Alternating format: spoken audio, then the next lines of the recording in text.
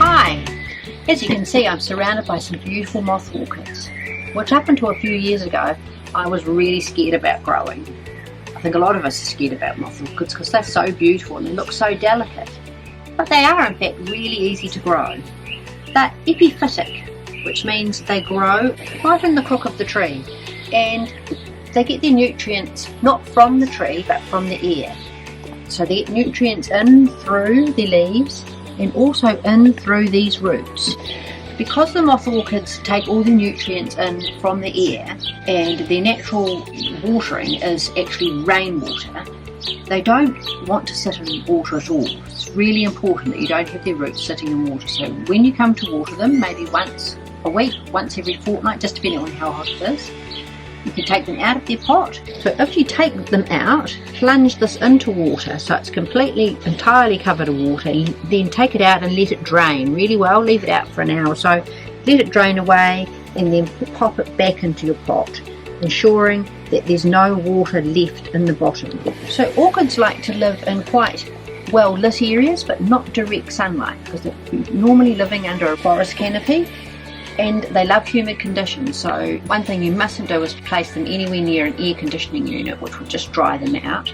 And if you think your house is feeling quite dry, skin's feeling dry yourself, give them a little bit of a moisture misty bottle like this and just cover their leaves, and then they can soak that up just as they would if they were living in their native habitats in Singapore or Malaysia. So your moth orchid lives in a plastic pot like this generally, and it receives its nutrients from the air. It doesn't receive any food from in here.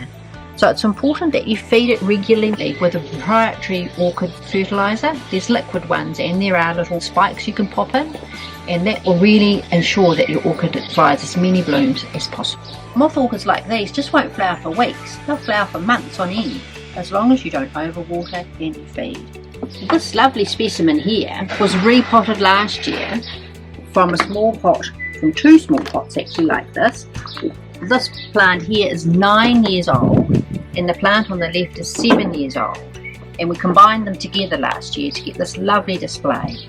And this one lives in the kitchen on the windowsill where it doesn't get direct sunlight but plenty of light, and of course it gets the mist or the heat and humidity in the kitchen when we're cooking, and it seems to just love that. Your moth orchid grows in a very loose bark mixture, and should you want to join 2 or 3 orchids together into a pot similar like this, it's important that you use a proprietary orchid mix like the Dalton's ones here, specially made for orchids. It's nice and loose and crumbly, so your orchid won't get too wet. Now I've got a slightly neglected orchid here just to show you. When your flower stems have finished, you need to trim it back. Now the thing is that you shouldn't trim it back down the bottom here. That is not the thing to do, or you'll be waiting months and months to get another stem of orchids. You can see here where it was trimmed last time, and it must have been trimmed up to about here, and then it would have died back down to this little node, and from there it produced a new flower stem.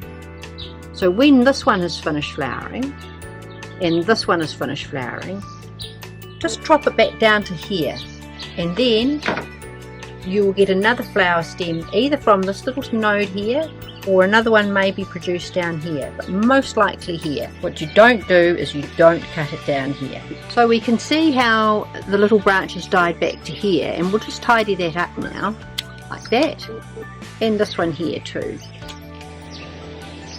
and then we'll just restake it, and we may get some more flower stems out of here and possibly out of there. So it pays just not to be too ruthless when you're trimming. You just don't know where it's going to produce the next stem. Now the moth orchids come in a range of different colours, and some are even spotted. This is just a few here.